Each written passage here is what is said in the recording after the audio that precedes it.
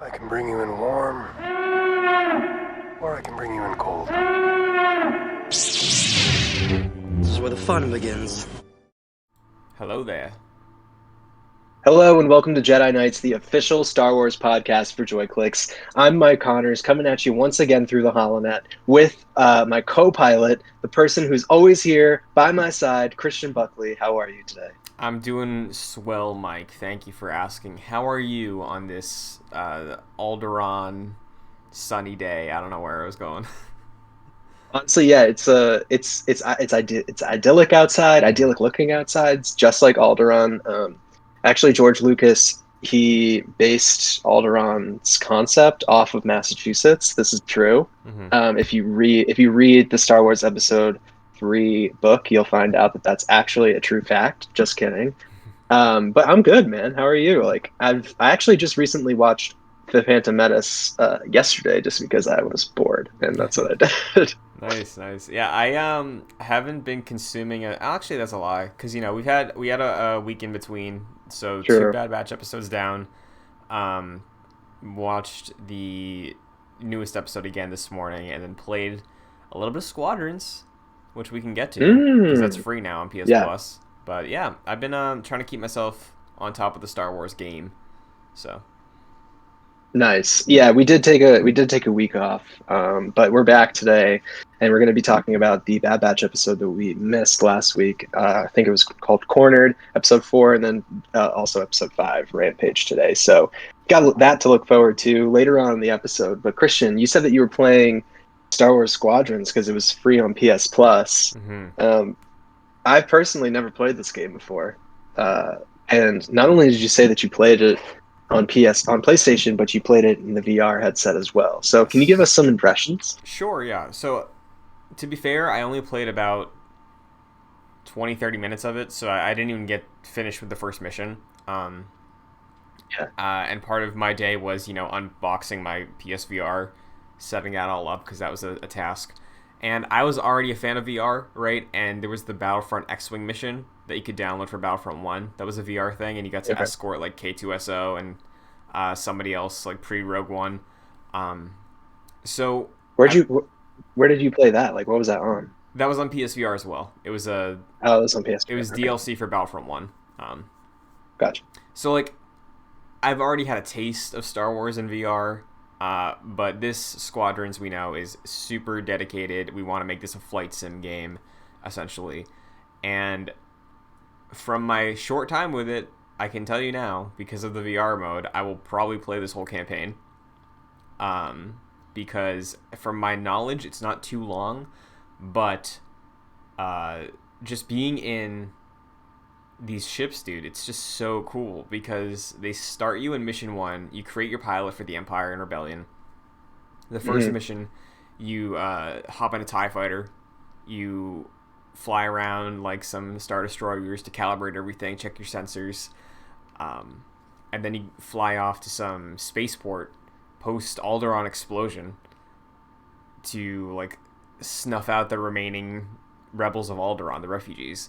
And you get into this big like dogfight in this space station. You're shooting down That's X-wings. sick. Your commanding officer defects to the rebellion, and then it cuts to the rebellion's receiving a transmission from these people who were just attacked, and then you sort of go through the same motions of okay, now you're in the X-wing, now you're rebel pilot, and you're learning the differences for like testing your sensors because it's dedicated to we want to be an accurate representation of the ships, the physics of everything of how Star Wars works. So there are differences from Tie fighters and X-wings.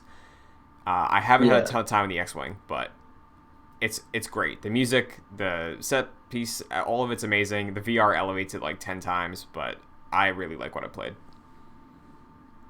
So you basically play the same scenario once from the Empire's perspective and then again from the Rebellion's perspective just to get a feel for like how both sides operate in a way. Pretty much, yeah. And I think moving forward in the campaign, there is like some missions for Empire, some for Rebellion. I don't know how it's split up, but you play as both. So So the thing about Battlefront 2 that we've talked about on this podcast before, Christian, is just the fact that when I play it personally, it makes me feel like I'm in Star Wars in a way. I imagine that this is probably a similar feeling, especially since you're playing it in VR. Do you really feel like you're like in the cockpit of a TIE fighter or something like that? Yes. Like obviously I know that the VR has a bit of Right. trickery there because I've had this headset for like a couple years, so I'm used to like the VR legs. I got that. Uh, Mhm. but it is really immersive. You know, I'm obviously past the point of VR completely tricking me, but it's very immersive, and because of the music, because of the way people are talking, like you're gonna love this. Okay, so when I got thrown into the X-wing, right, and then we're receiving this Yeah. transmission. Remember, this mission takes place basically middle of episode 4, right? Uh, my pilot on the dashboard, we get a little hologram pop up to tell us about our mission, and it's Admiral Akbar being like, "We That's received a sick. transmission from rebels in danger. We need help." Like, it was great. It was super cool. It makes you feel like you're there for sure. That's cool. Yeah, I mean, personally, I haven't had much experience with VR, so every single time I do it, it's almost like magic to me. I understand that like if somebody has it like you who's used it a few times, Hmm. maybe you kind of get past the point of it like tricking you, like you said, but It's like still definitely that's still magical. really cool. Oh, for sure. Yeah. I mean, just seeing the gameplay of it, and then just like letting your mind do the rest and thinking like, oh, like what would this look like in VR? It's Hmm. probably incredible.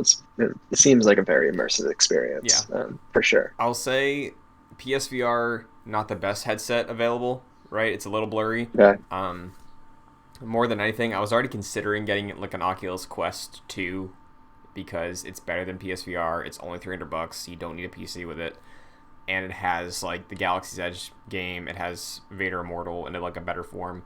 So, getting the taste of Star Wars VR again, I'm definitely considering doing an upgrade this year. I think, but yeah, if you have PlayStation Plus, I would say it's recommend downloading as a Star Wars fan. It's free, even if you don't have VR. Mhm.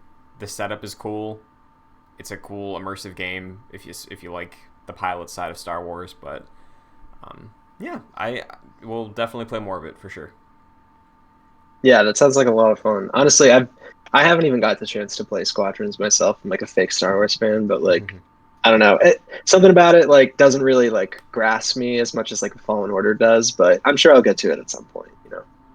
Yeah, But speaking of that, I feel like we should get into the normal flow of our show, Christian. And I think that starts off with our famous segment, known all around the galaxy, from the Jedi Archives, where Christian and I both go on Wikipedia, which is the Star Wars wiki, and we both choose an article to bring to the table and to our audience, which is you. And we discuss what we brought, and we educate each other on a piece of Star Wars lore, canon or otherwise, that we thought was interesting.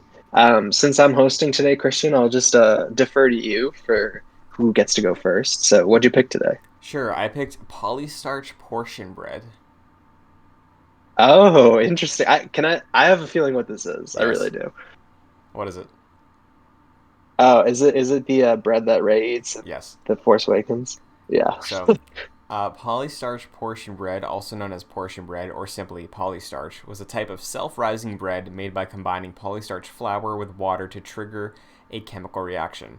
In 5 ABY, the Battle of Jakku between the New Republic and the Galactic Empire left behind a starship graveyard on Jakku. Many wrecks contained polystarch ration packs that Unkar Plut used to control the food supply at Nima outposts, where scavengers like Rey traded valuable salvage for portions of polystarch.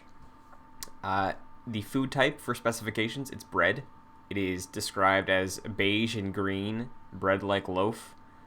Uh, it is edible by Ardeodax, humans, Melitos, and Zabrax. Oh, wow. Do you think this is what Darth Maul lived on?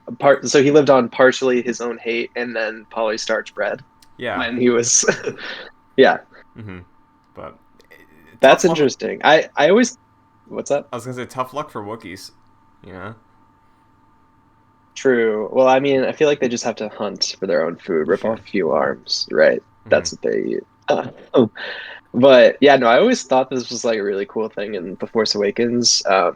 They must have like shot it backwards or something like that. I don't even like know because in the movie, Rey like puts it in water or whatever, and it just like soaks it all up and becomes a piece of bread. It's very, very cool.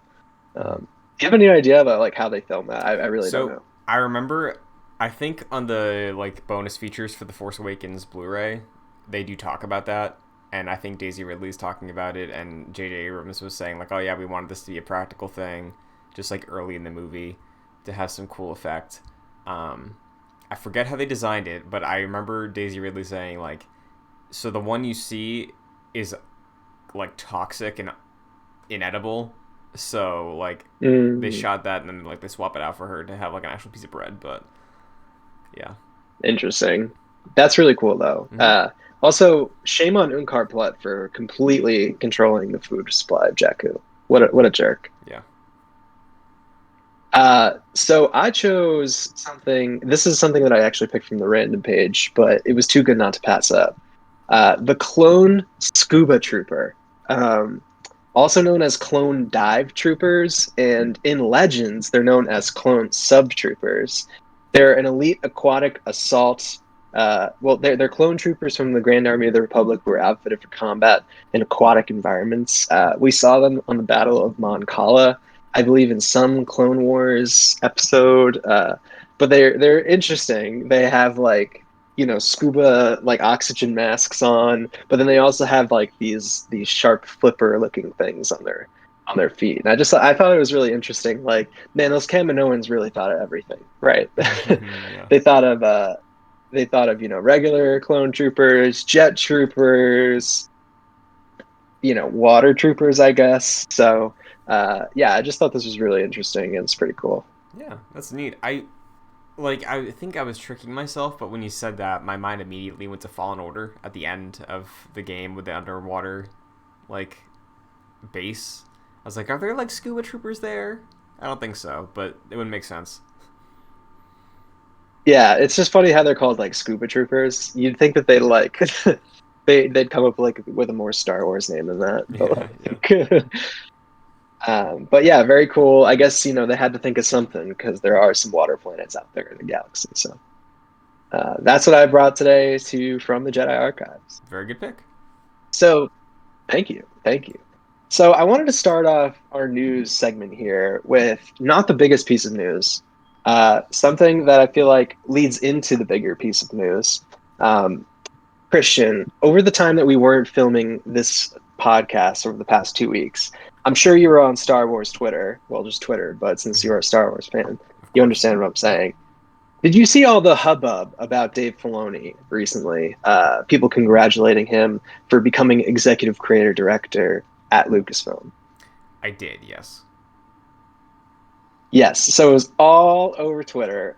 People were congratulating him that because Lucasfilm's website, I guess, listed that he was now quote an executive creative director. But this isn't really new. This has been something that has gone on for a year now. I think Kathleen Kennedy, guess who, promoted him to this position a long time ago, and they actually just got to updating the Lucasfilm website. But this is like a pretty big jump. He was, an executive producer before, and now he's an executive creative director of the company, which means that he has a bigger hand, or his hand in all of the future Star Wars projects is just like confirmed now because of his title, basically. Mm-hmm. Yeah. So, like you said, not So surprising, right? Like Mandalorian, we saw those behind the scenes things and last year, the way he was talking about stuff. Like it makes sense that he's has some sort of sway, right? for sure, for sure. I mean, like I wasn't saying that he didn't before, but it was just kind of silly because everybody was, on Twitter like congratulating him for it. Mm-hmm. But this is just something that had already, been in existence for like literally a year. Just goes to show that people on Star Wars Twitter are extremely interested in just like, I don't know, just jumping at everything. This is a good thing though, a proud moment, I would say. Oh, for sure, yeah. Um, Uh, he definitely deserved it. I get what you're saying too. Of like, there's a a sect of Star Wars fans that will take any like good news for Dave Filoni as this is doom for Kathleen Kennedy. So I did see that for sure. It's like, man, this happened a long time ago. Like, you're just hearing about it now. And okay. I mean, right. And Kathleen Kennedy, is the one who even promoted him. So it's like, why would she do that? Like, if she was thinking, like, if she thought that she was going to be canned, like, I don't know, just doesn't add up to me personally. Yeah, but it's a tired denial, but like worth repeating. If somebody says a whiff that she's leaving because of something like this, no, she's not. Yeah, it's just not true. But congrats to Dave Filoni for really, like, The Apprentice has now become the master. He is, now executive creative director, and I guess like that just if things go wrong, now we know who to yell at. Yeah. I don't know. Yeah, I mean, you're right though. Because like I think a creative director definitely has a bit more of a hands-on approach than the president or whatever Kathleen's role is in the company. Yeah.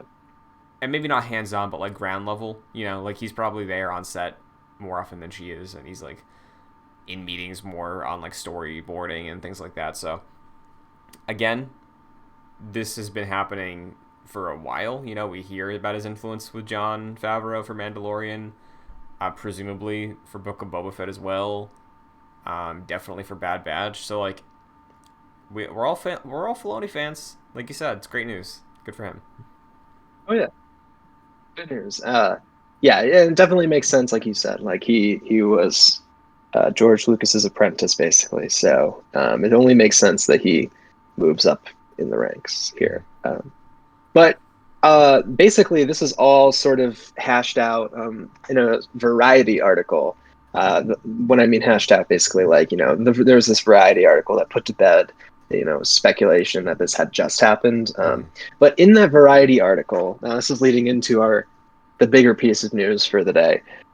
There was like this buried tidbit of information that the internet kind of like went off with, and it's like, in my opinion, it's pretty vague.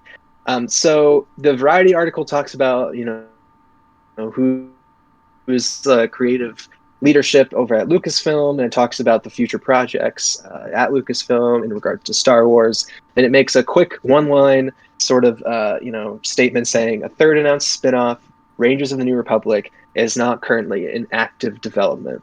So that kind of like people sort of like took that out of proportion, in my opinion, saying that Rangers of the New Republic is just not happening anymore. But if you kind of read it closely, that's not really what it's saying at all. Yeah. It kind of makes me wonder if the show's still coming. Like, they say it's not currently in active development. I didn't know it was in active development to begin with. And that doesn't necessarily mean that in the future it's not going to become active, Right. Mike, you know what else isn't in active development right now? Like anything else? Like, I don't know. Next week's episode of Jedi Knights. It's still going to happen, but it's just not in active development right now because we're working on this project, Like, I'm completely with you. This is true. I read the article after I saw people being like, Rangers canceled. I was like, really? Okay, let me read this thing. And I read the Variety article. It's like, hey, yeah, so Dave's working on, like, Mando Season 3. He's producing Bad Batch. They're working on Ahsoka. And currently, Rangers of the New Republic is not in active development. You know what that means? It means everything else they just said is. And they got to get those done first. Right, exactly. Yeah, exactly. Like, I mean, I do think that it is worth talking about. Yes. Like, given the context of this information, Gina Carano was recently fired from Lucasfilm because of the comments that she made online. And a lot of people speculated prior to Gina Carano's firing that Gina Carano would be if not one of, the main characters of Rangers of the New Republic. And so kind of people took that information and this line in the Variety article, like put those two together and let their mind run wild, and was basically, people were saying, oh, like this is not happening because Gina Carano was fired and they don't have anything else for it, which, could be true. Yes. And I think is probably likely that, like, maybe the reason why Rangers of the New Republic isn't as far through as the Book of Boba Fett or like Ahsoka or some of these other projects that they're working on is because of Gina Carano's firing. But I don't think that necessarily means that they're not going to go through with this project that they announced that wasn't even officially tied to her to begin with, just because she was fired. It doesn't really make any sense to me. Right. And you're bringing up all the correct things to, you know, uh, discuss with this conversation, because you're right. It was never confirmed. It was alluded to because she got that Republic badge in season 2, and then this show got announced. It's like, Hmm. okay, well, that makes sense. That's a connection there. Um, Yeah. but yeah, I think you're right. You know, like in my head, I did assume that this show was gonna come out before Ahsoka. Now, seems like definitely not. It seems like Ahsoka's probably coming out before this. But Yeah. I'm with you where out of everything that's been announced for Star Wars since Disney bought it, right? The only things that have been canceled, as far as I know, like full blown canceled, not reworked, is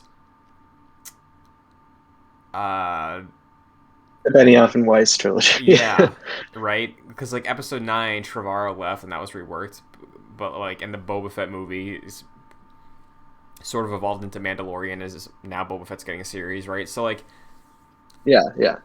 it's not super surprising. I wouldn't be surprised if it gets canceled, like you're saying. It's a real possibility because of the same reasons you're laying out. Also, not in active development could just mean, okay, let's bump Ahsoka up. In the meantime, we'll figure out how we're going to replace Cara Dune in this series, because she was going to have a role to play in this multiverse of shows going on to tell this big narrative event story they want to tell. And Yeah. how can we replace her? Could we elevate Costco Reeves to be in that scenario? Could we bring Hera into the fold? I saw a lot of people asking for that as like, hey, just have her involved. Timing works Yeah. out. She should be there. So like, there's a lot of these questions that you can ask, and all of these are reasons why it wouldn't be currently in active development. But you're right. It doesn't mean that it's canceled. Yeah, I mean, I think like if you were to make a bet on like, oh, if any of these were to be canceled, which one would you put your money on? It would probably be Rangers of the New Republic for Yeah. me, but like that doesn't mean that it's not going to happen. Like the writer of this Variety article seemed very, particular in their wording, like not currently in active development. Like doesn't mean that like I don't know, it's just like very vague. But like we've covered multiple times on this podcast as ad nauseum, the Star Wars community likes to take things out of context Mm-hmm. and run with it and make their own sort of narrative as to what Yes. happened. And it's difficult sometimes to cut through that when you're scrolling on Twitter or Facebook, but really trying to get down to the nitty gritty of the details, I think, does a lot of people favors. Wouldn't you agree, Christian? Absolutely. And if like I will say this too, if you, because like I was fooled a little bit. I was like, oh, it's canceled, really? And then I went 4 hours Me and then I too. actually read the article. So like, if you're in the Star Wars community and you feel like you got tricked on something, don't feel bad. There's plenty of like outlets. I'm not saying Variety does this because Variety's like a trade, but there's Yeah. plenty of 500,000 plus subbed YouTube accounts that just blatantly lie about confirmed things in Star Wars. So like that can easily come across your feed. Don't feel bad if it tricks you.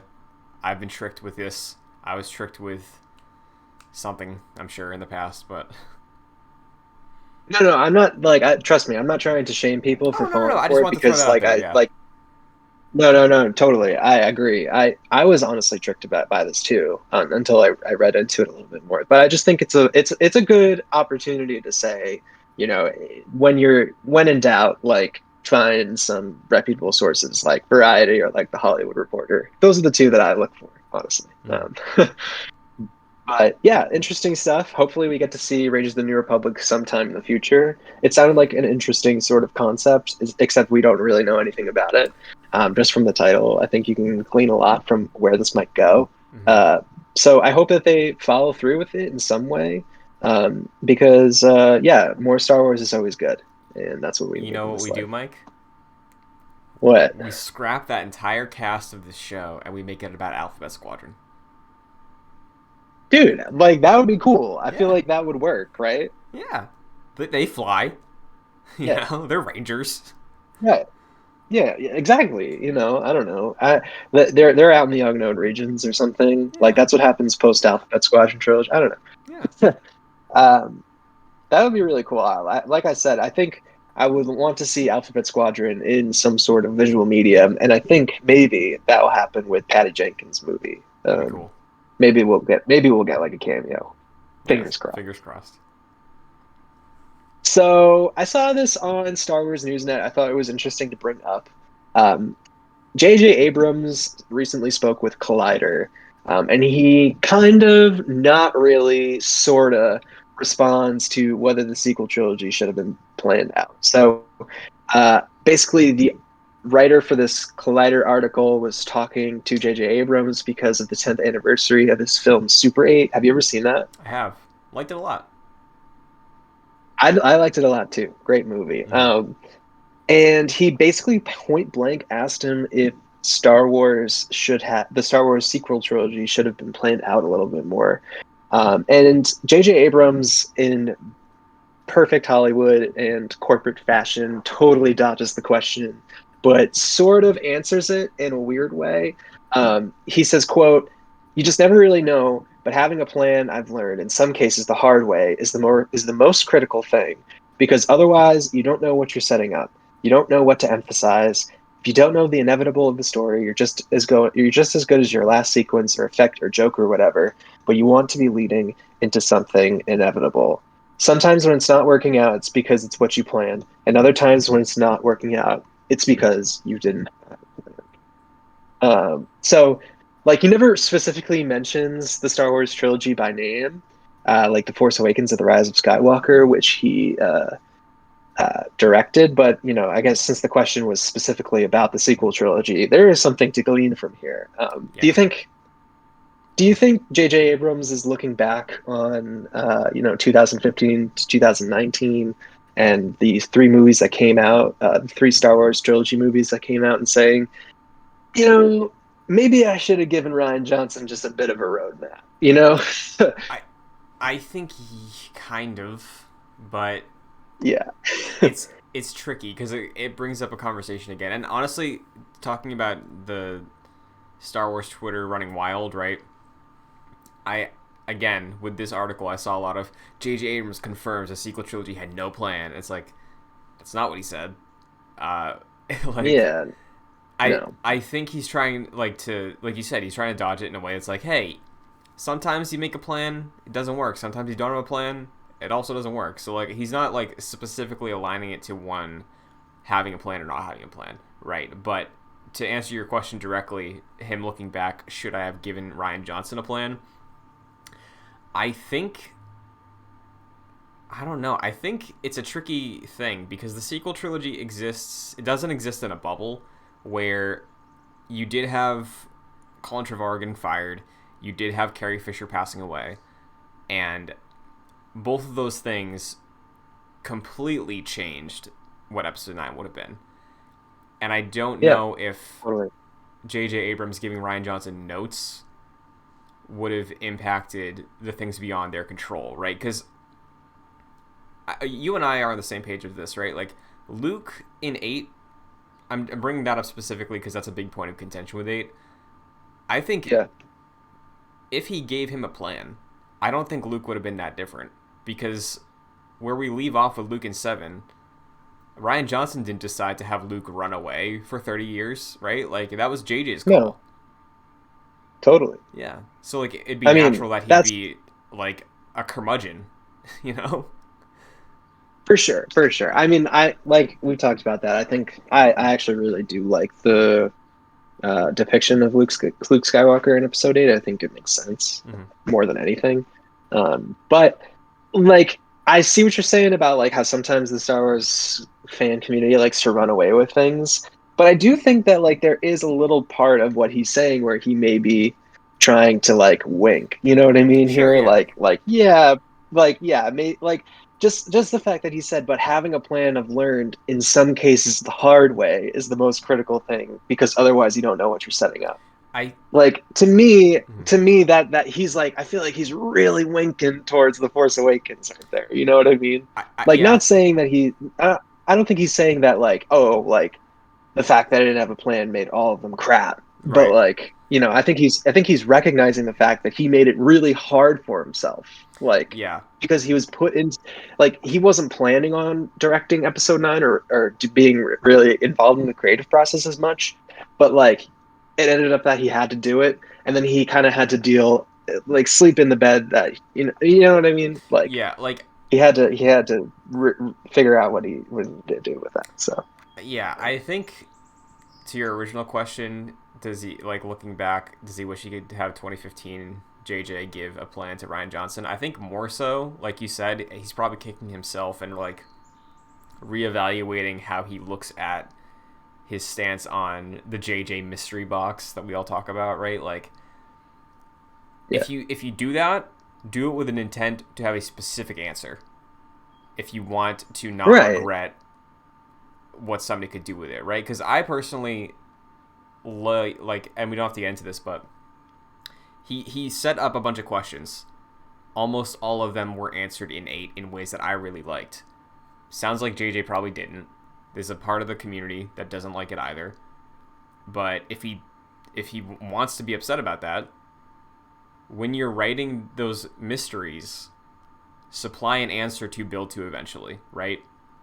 If you make it such a big deal of who's Rey's parents in 7, make it that she's a descendant of Palpatine, so that way we can build on that throughout 8 subtly, and then when it's revealed in 9, it doesn't feel like it's out of nowhere. You know, like, I think more so that than anything else in terms of the benefit of hindsight and having a plan. I think it's the more intricate things like that, and probably him reevaluating himself as a writer. Yeah, I mean, I think that there is something to be said from it because of the context of the question too. The question was specifically about the sequel trilogy, Right. like, so. I mean, I think that that's what he's talking about in a way. Like I said, I think there is an essence, a part of it where he's sidestepping. Yeah.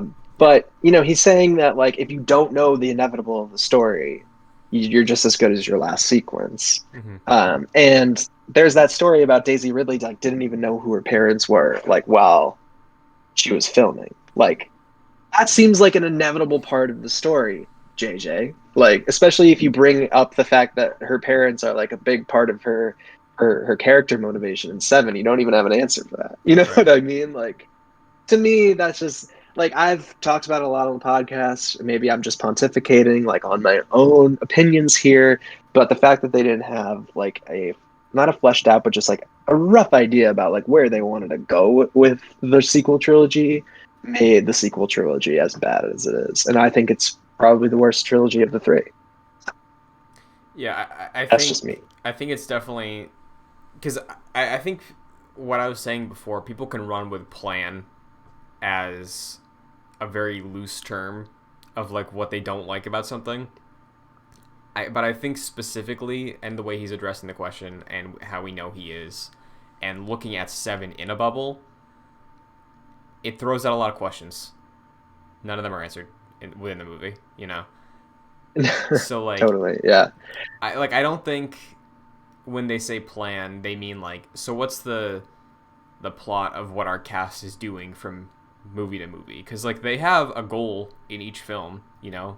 I don't think there's anything wrong with the goals they're doing in terms of a structure, but it's the details of the mysteries you're building, the questions you have, that lead to character development within these, like, this roller coaster of a what are we doing right now that's being done across a trilogy, right? Like, if you strip the sequel trilogy down to its most simple what happens in each one, there's nothing wrong with what happens in each one. There's a thing they do, okay? And then it's what you build off of there that, lacking a plan, brings up issues of, I don't know if these character motivations make sense.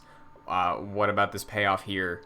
Why is this character not acting the way they should based off their last time I saw them? Like, I do think it really rests on asking questions without an intended answer. And I think when he says an inevitability, that's what he's talking about. You know? I see what you mean. I see what you mean. I mean, I guess for me, like, I understand that like for each movie they had A to B that they wanted to end at. Like, beginning of the movie will be here, the end of the movie will be there. But just the A to B throughout all three of them, I think was lacking. That's where I'm coming from, at least. Sure, yeah. Um, And I agree and with that you. I just I don't like know. I think out the gate, if you don't have these small things with an intended answer, especially for a trilogy, that's what makes that core weaker in time. And I think again, it's just him looking at how he is a writer now. Because I don't know if you saw this, but he just got slapped on to a new Batman series with Matt Reeves and somebody who worked on Batman the Animated Series as a like producer, writer, or something. And a lot of people were Yeah, like, and also isn't I don't know about that, but yeah. I know that he's also doing like a Superman thing with like Ta-Nehisi Coates, right? I think Or so, yeah. something. Hmm. Interesting. I mean, he's successful as hell, and I'll keep watching the stuff that he does. Yeah, like I just thought it was an interesting thing to bring up. for sure. I don't think JJ is a bad director. I think he made a mistake, and I think it was a mistake that was. You want to talk about inevitabilities? Super 8 throws a lot of questions out there. His Star Trek movies are a lot of mystery boxes. So I think this was just. It sucks that it happened through Star Wars, but I think moving forward, he's probably going to be a better writer for it. Hopefully. Yeah, and it's what else is there in this life other than learning and stuff? So no hard feelings, J.J. Abrams. You live That's and you learn. You made a great Star Wars movie. that's You the really whole did. that's the whole message of the Last Jedi, Mike.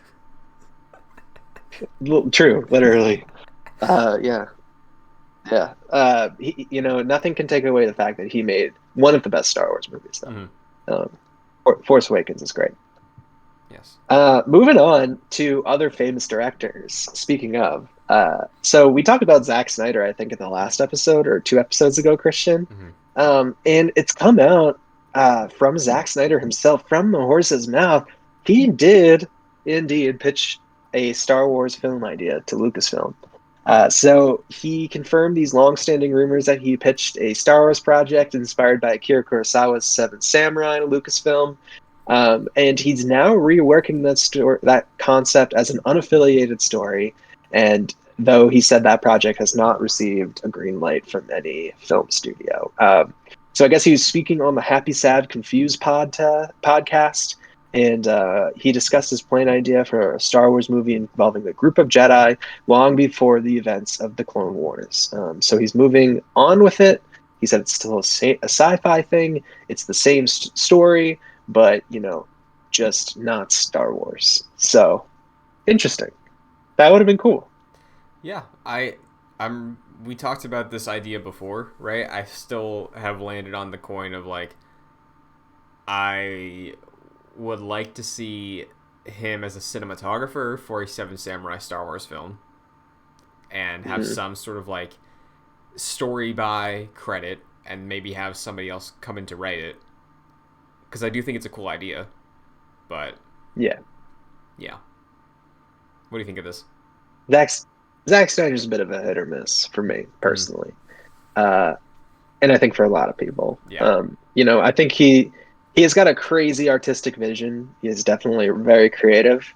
Like you said, I feel like he'd probably be best in like a cinematographer role.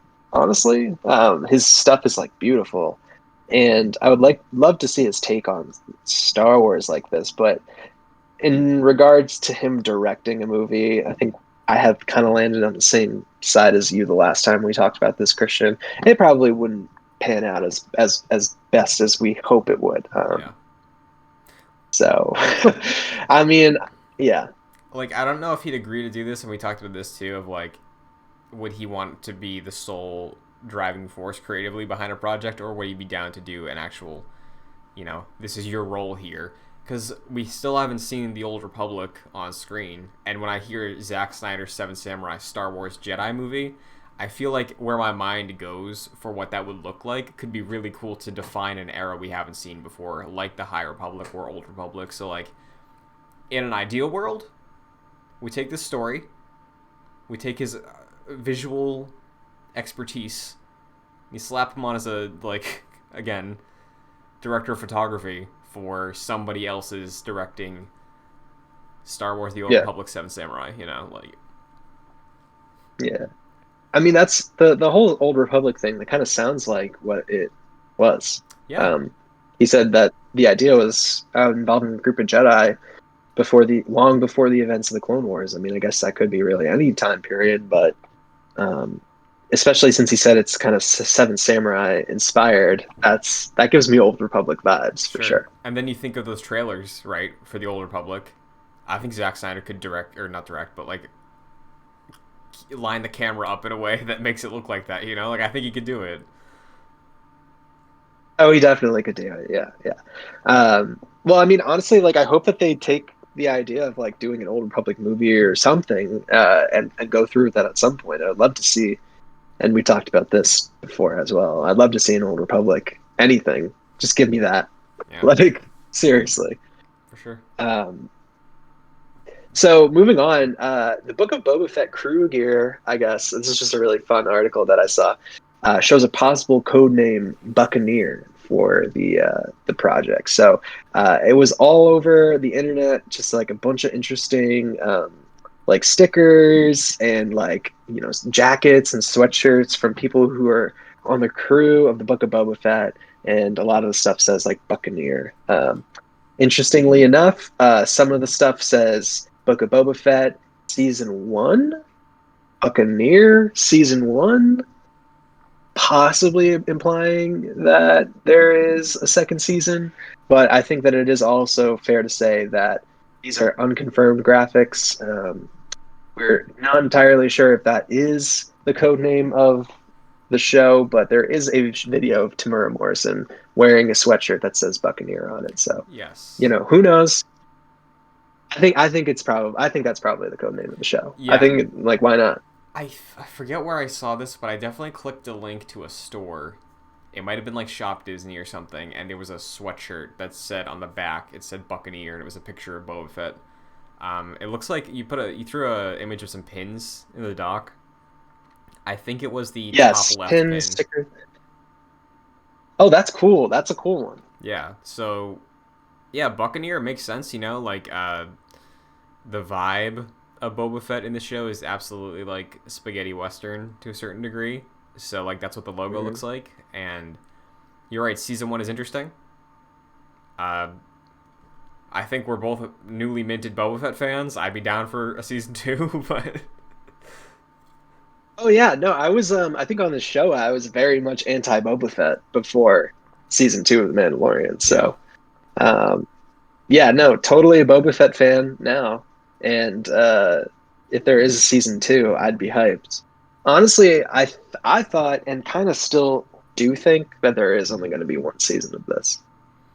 yeah. We still got to see what the direction of the show is gonna be. But the Book of Boba Fett, when I heard that title, I was like, so this is gonna be just like a telling of some period in his life, right? It's not just gonna be what he's up to right now, current day. So like, I know you suggested the Sarlacc pit idea. I know maybe some stuff with Cobb Vanth. I would love if season like the second book of Boba Fett, whatever they call it, is like about him. Uh, Again, my dream story: him hunting down Mace Windu, who's still alive, for revenge. Like, Yeah. do that as season two, and just get a younger guy under the suit, have Tamar going into the booth, and just do that. That'd be so cool. Explore more periods of time in multiple books of Boba Fett. There's potential there, I think. Oh yeah. And we know that when you're in Star Wars and you die, you're not actually sometimes you're not actually dead. Mm-hmm. So Mace Windu coming back is totally reasonable. I'm sure Samuel L. Jackson would be absolutely down to reprise the role. Yeah. Why wouldn't he be? And yeah, that would actually be pretty sick. I really hope that they do that. Yeah. Show, Though it may game, be something. confusing. Yeah. Show game something. I don't know. But yeah, I thought it was interesting that there's a season one sort of implication here, maybe meaning that there would be a season two. I guess you're definitely right, Christian. We have to wait to see what the show is first before we can sort of make any educated assumptions as to like where the show will go in the future. But like the way that they had marketed it, like the Book of Boba Fett, kind of made me think it was only one. But I could be wrong. I mean, I've had that thought as well before. I'm just like, it's also a limited series, episode wise, right? So like, Yeah, we don't know. who knows? Speaking of which, just something that I came into my head. So, do you think? Obviously, we've been told that the Book of Boba Fett's coming out sometime in December of 2021, and that season 3 of The Mandalorian would be coming out in like after Christmas, or did they say I think they Christmas or say something like Christmas, that? yeah. Uh, it's June 1st as recording this. I've seen nothing in terms of like the Book of Boba Fett promotional material, like even Mandalorian season 3. Any talk about that? Um, do you think that we're gonna get both of these shows this year? Do you think they're gonna be able to stick to their original production schedule? Mike, go with me here. Yeah. I think what's gonna happen is the Book of Boba Fett. We saw last year Mando didn't get promo until like September, right? And it started in October. Okay.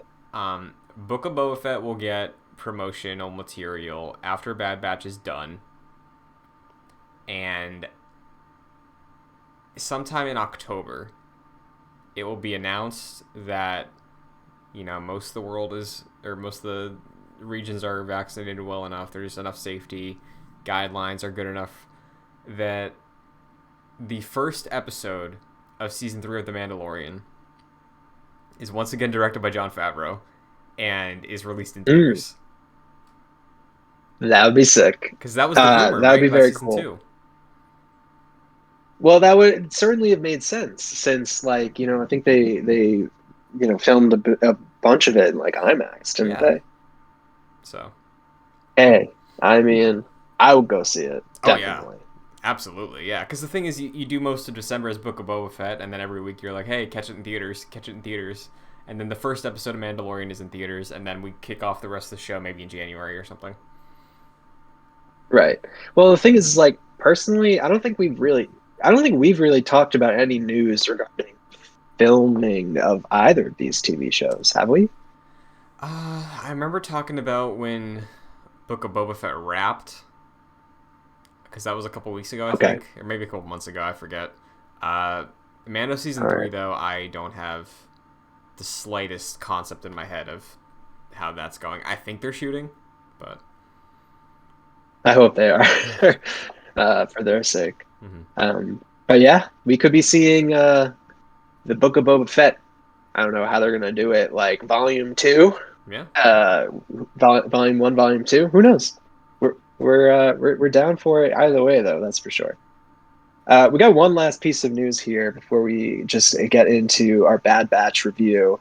This is from a while ago, but it was recently a resurface. John Boyega said he's open to a Star Wars return.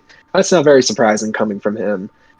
He was interviewed by Jake Hamilton in May 2020, and I guess it just recently resurfaced. I don't know if we had talked about it back then, but he said, quote, I'm open to the conversation as long as it's Kathleen, JJ, and maybe someone else on the team. It's a no-brainer. Um, I saw this on Star Wars Newsnet, figured that if they were writing about it, we probably hadn't covered it. So just thought we'd bring it back up again. I'd love to see John Boyega come back, but it seems like his prerequisites are pretty tight. Yeah, and to be completely forward, I know that it's still touchy for people. I wouldn't mind returning to this cast again. I know we've talked about that, right? Like an episode 10 a few years from now with the sequel trilogy cast aged up a little bit, doing a new thing this time with an outline, I'd be excited for that. I would genuinely feel excitement for an episode 10 despite not loving episode 9. Same. Yeah, I feel like there's more to tell. With John Boyega, Daisy Ridley, and Oscar Isaac. I think there's a lot more to tell, a lot more ground to cover. If you think about it, the sequel trilogy really only took place over like 2 years or something. Hmm. Um, there's definitely a lot more to be told. I think John Boyega kind of got shafted, and he had force sensitive powers, assumedly, and they were never explored. Oscar Isaac could have been like a pretty cool, like even more gritty Han Solo figure, but they kind of like cheesed him up for the sequel trilogy. So I feel like there's more to be done there. Hmm. Daisy Ridley, of course, like come on, Yeah, she's awesome. like there's a lot of potential because again, you age these characters up a little more in a real world gap, and then you just do a time skip in universe. Like, I could easily see a world where like Finn has a apprentice, and Rey's leading a new academy, and Poe's in charge of the New Republic fleet. Right? Like, there's these stories you can tell Mhm. here where you can honestly probably have an analog for what the original 7, 8, and 9 was going to be before the prequels came into existence, right? And just tell that type of story with the Han, Luke, and Leia group idea of what everyone imagined they'd do, but with this cast. And they're a charming cast. I think having more to do with them would be cool, and just give it some time. And everybody, I'm sure, will be excited for it, even the people that really don't love the sequels. I don't think there's any converting the haters, like the super haters, but the people that don't love it, I think would probably still be excited because most of them still like Force Awakens. So Right, right. And I mean, like, just think about how the perception of the prequel trilogy has changed over yeah, time, right? Like, people are much more open to films like The Phantom Menace and Attack of the Clones, where Star Wars fans are much more open to those films than they were back in the day. Time heals all wounds, and nostalgia wins basically every time.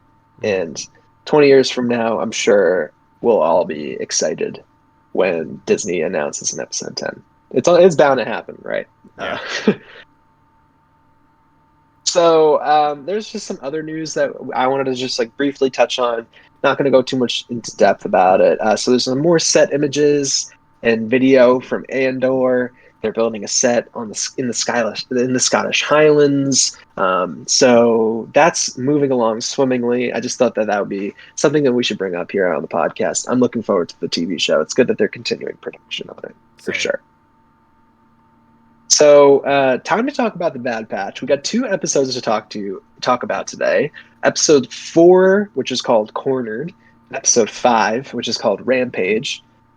So I would say that like both of these um, episodes, I feel like they kind of go well together in terms of talking about them. In my opinion, Cornered, I would say was probably the one that I was more interested in.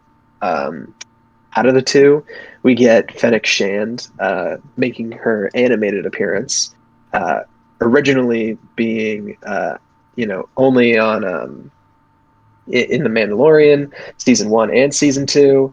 So it's kind of cool to see her in cartoon form. I really liked this episode a lot. What did you think about these? Yeah, I liked Cornered. I thought it was very brief. It seemed like it was pretty quick. Cornered, it was awesome seeing Fennec Shand, her origins kind of because we learn in the next episode we'll talk about. This is when she's new on the scene as a bounty hunter, so it's cool like seeing her maybe taking her first hit. Um, that's really neat, and it was cool seeing her, you know, manipulating Omega, trying to be like real silver tongued. That was neat. I liked seeing this version of Fennec Shand, to flesh out where she is when we see her in Mando. Um, yeah, I thought episode 4 was okay, and then the other one, the more recent episode, I was a little more into just because it had a more immediate problem sort of thing. I think the thing that I didn't love about Cornered was like it might be the shortest episode so far. I could be wrong. I think it was, and also they were just running the whole time, so it made it feel very brief. But like, um, I thought both were still good. I'm still liking this show. What about you? Yeah, I mean, there to be honest, not really that much happens in terms of the plot of the story in these two episodes, other than the fact that, Fennec Shand is introduced. Um, I think I liked Cornered more because of the fast-paced nature of it. To me, like the more recent episode, I think what was that called? Rampage. Hmm. Um, just like the concept didn't really like grip me. I thought like the aliens were kind of cool. Hmm. They had like cool weapons that I'd never seen in Star Wars before. They're like energy torture weapons or Yeah, whatever. But it reminded me of uh, the Zabrak on Dathomir in Fallen Order. oh, true, yeah, very much so. I'd love to know what those are called, to be Yeah. honest. Hmm. But yeah, just that whole thing like didn't really like grip me as much as like Corner did. I think for me, like I am a huge sucker for like chase scenes and stuff like that, especially Star Wars chase scenes. Like gave me Attack of the Clones vibes for Hmm. sure. So I kind of like that aspect of it. I also just like think Fennec Shan's really cool, and I like the way that she sort of manipulates Omega, um, with her words and just like kind of, I don't know, just it gave a really interesting sort of dynamic to her character. Um, though I did really enjoy seeing Babe Fortuna in the Yeah. more recent episode. Hmm. So that was a cool little that Yeah. was a cool little crossover right there. And we're saving the Rancor that Luke Skywalker kills in Jabba's palace. Is that like I couldn't figure that out? Is that the same? It has to be, right? This is like a couple years after, or no, this is like immediately after Revenge of the Sith. It's a baby Rancor. Yeah, Babe Fortuna's getting one for Jabba. You know, I don't know how long Rancors live, yeah. but same color. So Yeah, no, totally. I mean, like this was like a female Rancor that was like young, right? So it's possible that Moochie or whatever grew into the big Rancor that we eventually see so Luke Skywalker kill. when Sid is their name, right? Like the Dengar, no, not Dengar.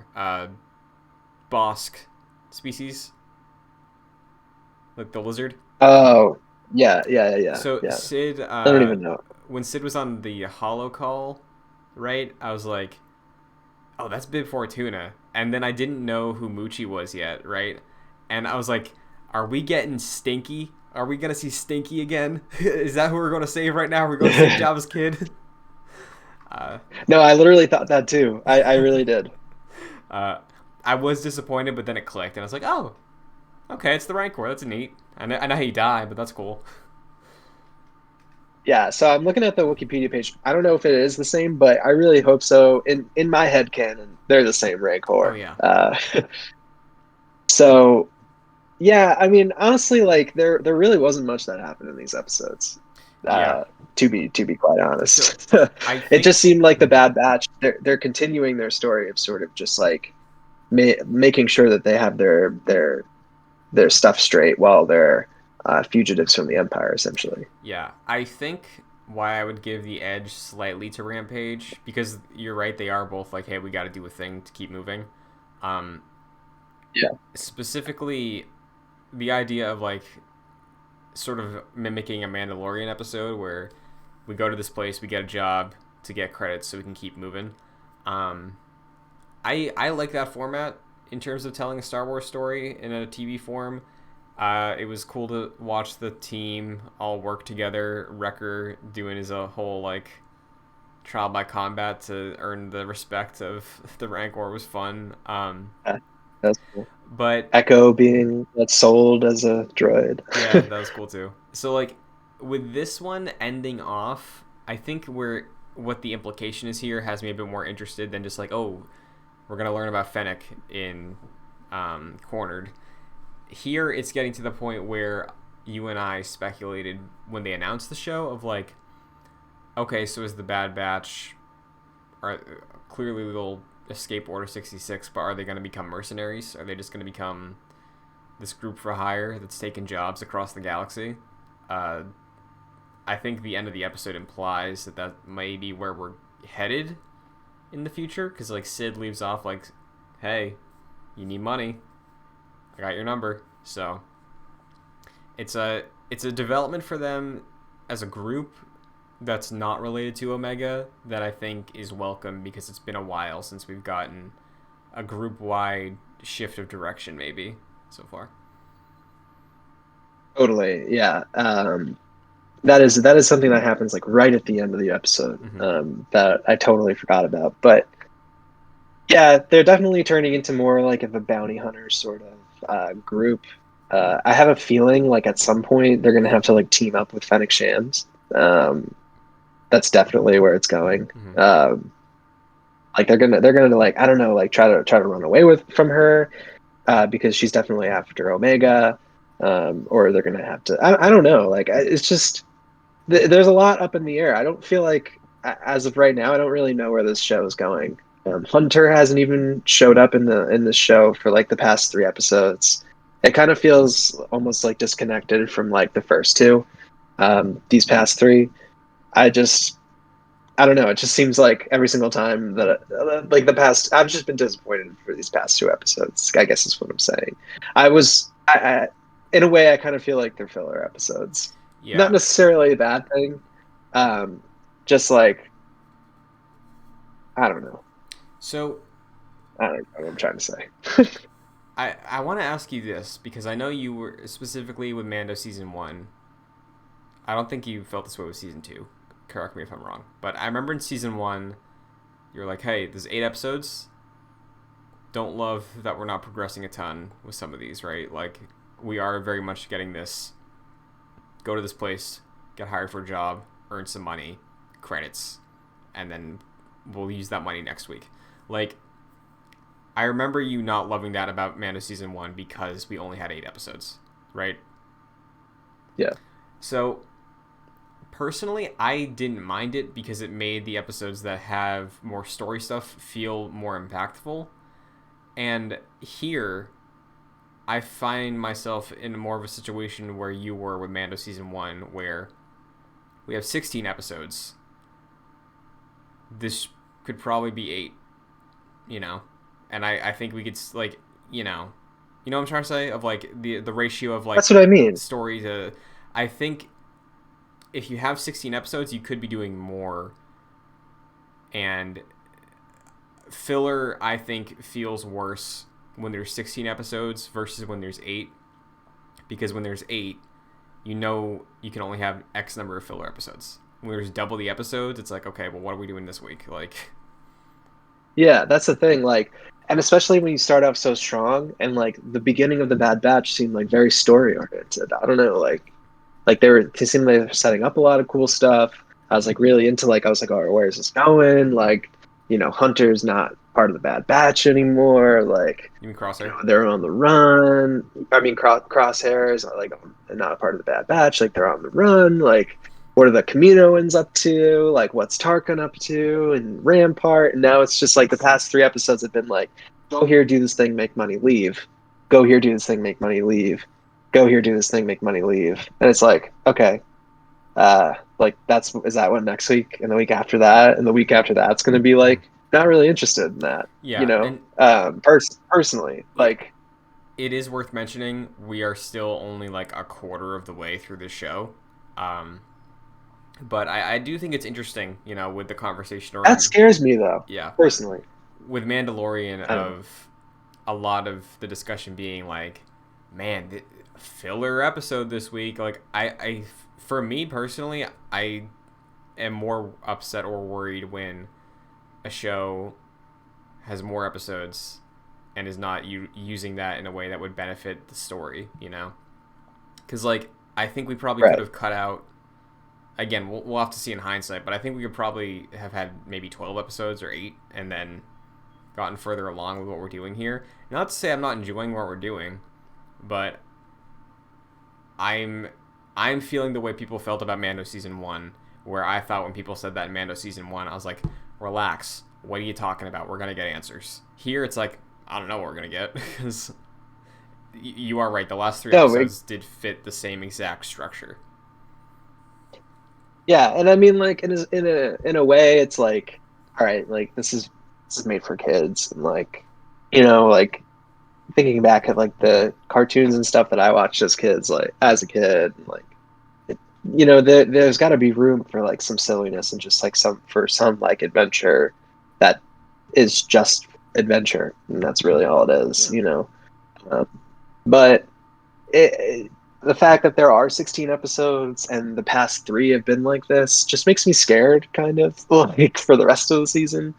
Because I swear to God, Christian, like if the next episode is basically like, go here, do this thing, make money, leave, I'm gonna be like, oh, like like I don't know. Yeah. I'll No, just I be upset. understand that. I do. Because I've definitely had that thought with the show, and I was someone who's like really stoked for the show, and I still am really loving it. Like I like watching it every week. It's still just fun Star Wars stuff to watch. Yeah, And definitely. at the end of the day, if it is a show that's just, I guess, similar to Rebels, of like it's job of the week, and occasionally we'll get a cool reference or a cool new bit of lore, I'm completely cool with that.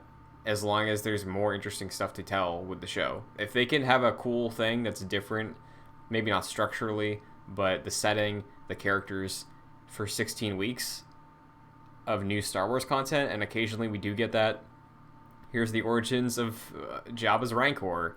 This is what's up with the Sith troopers in the sequel trilogy. They sprouted from this clone. Okay. Like, if they do stuff like that, I'm completely fine with it. I don't need every single Star Wars project to be life changing, you know. And I don't think everybody No. who is upset with this show feels that way, but I think there's a place for the Bad Batch to be Job of the Week with some cool stuff, and then maybe a premiere and a finale have a big dramatic thing. I mean, yeah, don't get me wrong, like they're definitely setting up some really interesting stuff, and I really liked episode one and episode two, and I think that there was a lot of cool stuff that they could delve into later on in the show. It's just like right now, I'm not even really sure how we're gonna get back there, like, and maybe we're talking about this a little bit too preemptively. I guess we have to make that disclaimer too. It is Yeah, only episode five. yeah, uh, Things could change literally, next week. It could totally be different and totally change in the next 10 episodes. And that's just the way it is. But as it stands right now, and like the direction that it seems like it's going, it's just sort of lackluster in my opinion. It's partially like kind of like what I expected. I wasn't like as super into the idea of like I wasn't as hyped for the Bad Batch as you were. Like, don't get me wrong, I was pretty hyped, but I kind of had a feeling that this is what it was going to end up being, hmm because of the amount of episodes. Like that is sort of what Star Wars Rebels ended up being too. yeah. And But I I want to say this too because we brought up like my excitement going into the show. I wouldn't say I'm disappointed with it because at the end of the day, I just think the Bad Batch as a concept is sweet. It's cool as hell. This group, yeah, yeah, and if at the end of the day, however many seasons of the show we get, it's just this group touring the galaxy in the immediate fallout of the transfer from the Republic to the Empire and seeing their, struggle and their point of view on the world as former clones. Well, still clones, but like former clone troopers. Like, I still think that's really interesting. And even if it's not major leaps and bounds character growth wise, having that lens on the Star Wars galaxy at this time we haven't explored much with this group of characters I really like, I'm cool with that, personally. yeah. I mean, I guess there's a lot of unknown. I don't want to make too early of a judgment, Right, yeah. Um, I do think it's worth talking about, but though, because we are, like I said, we're about a quarter of the way done now. So, yeah, yeah, definitely good to start talking about it. In terms of like the episodes for today, like I said, I don't think that there's really much to talk about in terms of like where it brings the story, other than the fact that I thought that they were just like fun episodes, with interesting premises. I like I said, I really like Fennec Shand, so that's kind of where I stand on this Wrecker's got a as of headache now. still. I didn't even really notice that. That's another thing I was thinking about. Yeah, Like when did that come up again? I didn't even remember. episode 2 when they're landing, or the second episode we're talking about today. when they land, Wrecker is in the co-pilot seat, and then he's just being like, like my head, and he's like rubbing it and stuff, and Hunter's like, hey, you good with that? And he's like, yeah, it's fine. And then he walks away, and like Omega tries to give him something, and he just like looks away from her and leaves the cockpit. Okay. Yeah, I totally missed that, I guess. Yeah. Hopefully that turns into something. We'll see. I'm sure it will, and I think it's again tied up to the conversation of there's 16 episodes, maybe not padding, but like that need for what happens next is going to be more spread out than you would get in an 8-episode season of Mandalorian, which also has filler. That's why I'm more forgiving of Mando filler, because it's like, yeah, 8 episodes, you're not gonna have 5 or 6 episodes in a season of 8 episodes that's filler, you know? Like, that's just not gonna happen. Yeah, and not every single 8, and not all 8 of the episodes are gonna be like absolute killer. Yeah. Like, you're gonna have some, yeah. But like, I don't know. You have a 16-episode show, half that can be filler. You know, like, that is why I'm a bit more critical of what we've seen so far here, where with Mando, I was like, you guys are overreacting, it's fine. You know? Yeah, but if it ends up being that, like, okay, we got 16 episodes of The Bad Batch, and like 11 or 12 of them are just like filler episodes, I'm gonna be kind of pissed. Yeah. Like, I'm gonna be like, why did we do that? It's kind of like a waste of time in a way. Like, you could have just like had 8 episodes and just put a lot of effort into it and made them like 8 really good episodes. Sure. But instead, like, we'll see. We will. Well, anything else you want to say about these 2 episodes of The Bad Batch, Christian? No, I don't think so. I definitely had that thought that you brought up of like, so Crosshair has been MIA for a while. What's up with his death squad? We don't know. Yeah.